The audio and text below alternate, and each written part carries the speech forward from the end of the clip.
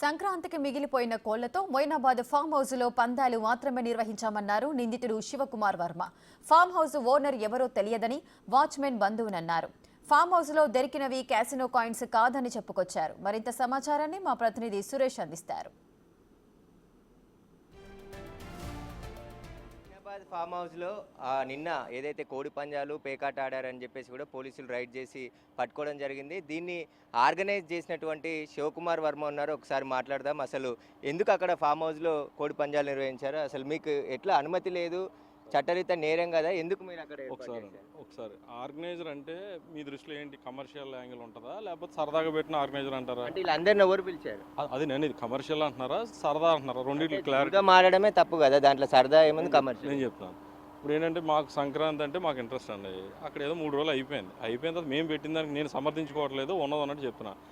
మిగతా balance school ఏదైతే ఉన్నాయో అవి ఒకసారి వేసుకుంటే అయిపోతాయని వేయడం జరిగింది. అది తెలంగాణకి ప్రభుత్వం, తెలంగాణలో మేము నుంచి 2007 నుంచి పర్మనెంట్గా ఉంటున్నాను, ఇక్కడ తప్పు అని చెప్పి తెలిసింది. 100% మేము చేసింది కోడి పందాలు వేయడం అనేది తప్పే. నేను చెప్పేది ఏంటంటే, కాకపోతే నా పర్సనల్గా కూడా నేను చెప్పుకోవాలిగా, ఇందులో ఇప్పటివరకు హైదరాబాద్లో ఎటువంటి జోదం కమర్షియల్గా నేను ఒకటి దగ్గర తీసుకోవడం కానీ, ₹1 నేను తీసుకుని కానీ చేసింది లేదు. నిన్న కూడా సరదాగా చేసిందే. అక్కడ మేము సరదాగా టిఫిన్లు పెట్టుకుని అన్నీ పెట్టుకుని సరదాగా చేసుకున్నాం.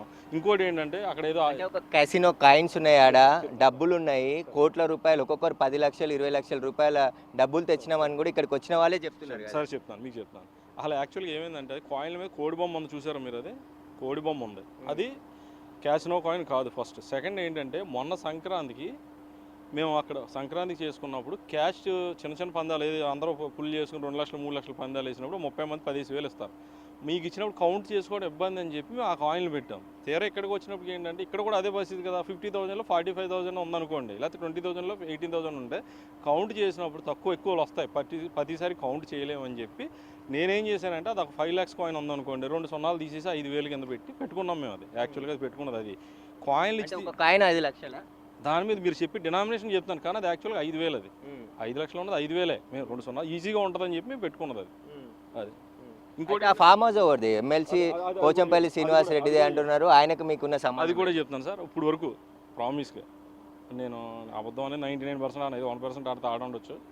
ఆయన ఎవరు ఇప్పుడు పేరు చెప్పే వరకు నాకు తెలియదు. 1 2 ఏపీలో లోకేష్ గారిది అదే వేస్తున్నారు. అక్కడ కూడా నేను ఎవరిని కలిసినా నా సైడ్ నుంచి ఏదన్నా ఏదో ట్రస్ట్కో దేనికో వేయడానికి కలిసింది తప్ప. ఇప్పుడు కేటీఆర్ గారు ఏదో అంటున్నారు, కేటీఆర్ గారిని 2 సార్లు కలిశాను నేను. ఒకటి కరోనా టైంలో ఒక 10 lakhs చెక్ ఇచ్చాను నేను. రెండోసారి ఒక విలేకరు మీకులాగా పేరు కూడా చెప్తా, రాహుల్, ఆంధ్రప్రభ అనుకుంటున్నాం, హౌసింగ్ బోర్డులో గిఫ్ట్ స్మైల్ ఏదో ప్రోగ్రామ్ పెట్టారు కేటీఆర్ గారు, అంబులెన్స్ ఇవ్వచ్చు కదా అంటే, మీరు చెప్పింది చాలా బాగుందని చెప్పి నేను అంబులెన్స్ ఇవ్వడానికి 2వ సారి కలిసాను.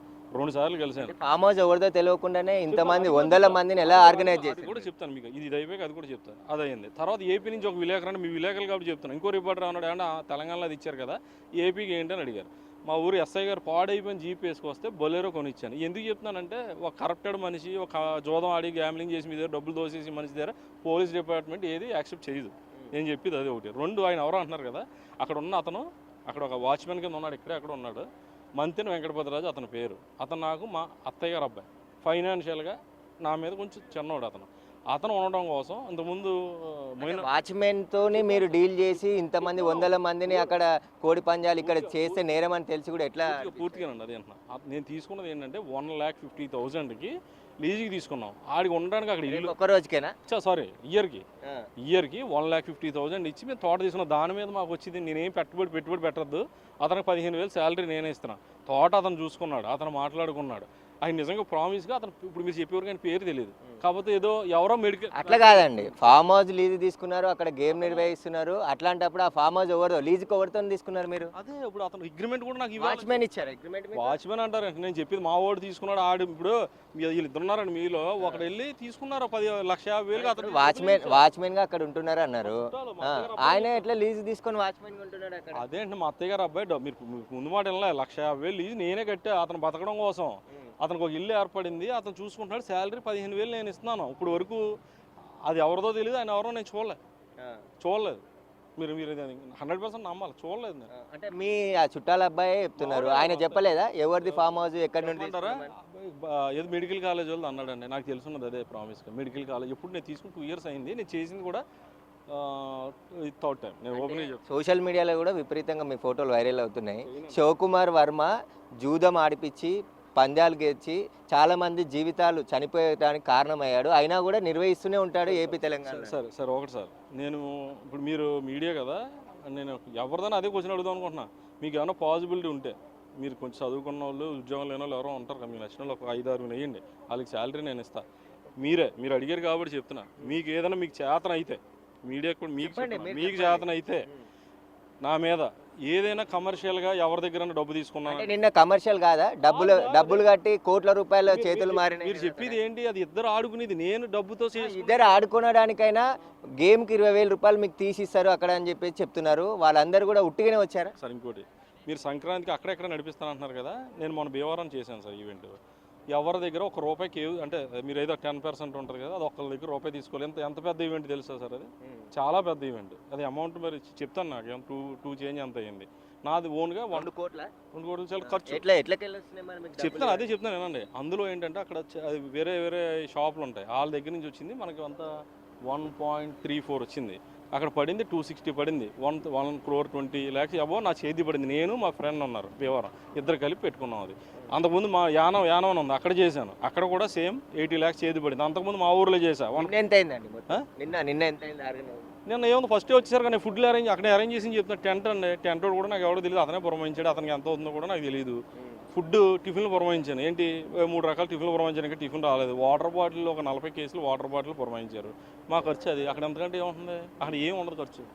అంటే తెలుసు కదా మీకు ఇక్కడ తెలంగాణలో కోడి పందాలు చేయొచ్చు, అయినప్పటికీ కూడా ఇంతమంది ఎవరెవరు ఉన్నారు? నిన్న ఏమైనా విఐపీలు వచ్చారు? ఎవరు రాలేదు. నేను ఎస్ఓడియాలు వచ్చారండి. వచ్చేటప్పటికి మీరు అడగచ్చు, వచ్చేటప్పుడు నేను కదలలేదు. పక్కన వెళ్ళిపోయే వాళ్ళని కూడా నేను ఏమన్నానంటే వెళ్ళిపోకుండా ఉండండి అని చెప్పాను. ఎందుకంటే పారిపోయేంత పనే ఉంది. ఇది కాదు, ఇది సరదాగా చేసుకున్నది. కమర్షియల్ 100% కాదు. ఇప్పుడు మీరు 63 మెంబర్స్ ఉన్నారు కదా, అందులో ఒక్కళ్ళైనా గబ్బర్ కనుక కమర్షియల్గా చేస్తాడు అంటే మీరు ఏం చెప్పినా చేస్తాను. అది నేను ఇంకో చెప్తున్నా, కమర్షియల్ కాకుండానే అక్కడ అన్ని డబ్బులు దొరికినాయా? అందరూ డబ్బులు తీసుకురాలేదా? 10 లక్షలు 20 లక్షలు అందరూ మీరే కాయిన్స్ ఇచ్చినామని చెప్తున్నారు. డబ్బులు ఈజీగా. నేను అనేది మీకు అర్థం కావట్లేదు. నేను దాంట్లో లబ్ధి పొందేది లేదనే చెప్తున్నా. లబ్ధి పొందకుండా అక్కడ డబ్బులు అయితే చేంజ్ అవుతున్నాయి.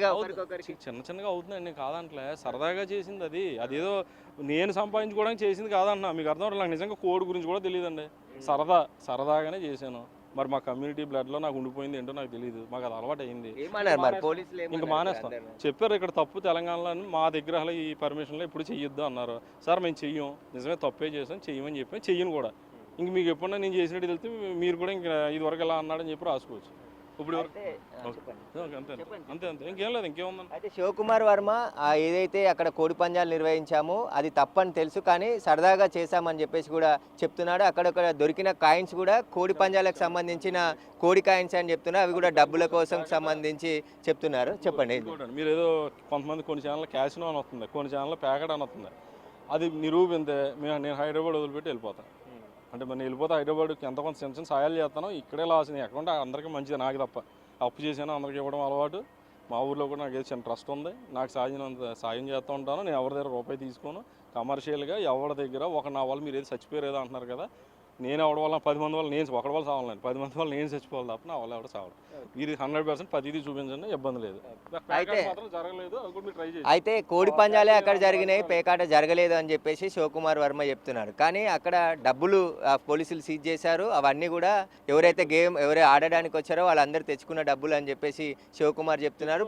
దానికి సంబంధించి ఏదైతే పందాలు నిర్వహించారో అది తప్పని తెలిసి కూడా ఫామ్ హౌస్లో తమకు సంబంధించిన కమ్యూనిటీ, తనకు సంబంధించిన స్నేహితులు అందరినీ కూడా పిలిచి నిర్వహించానని చెప్పేసి చెప్తున్నారు. ప్రస్తుతం పోలీసులు అయితే వారికి నోటీసులు ఇచ్చి పంపించడం జరిగింది. కెమెరామ్యాన్ అనిల్తో సురేష్, బిగ్ టీవీ, హైదరాబాద్.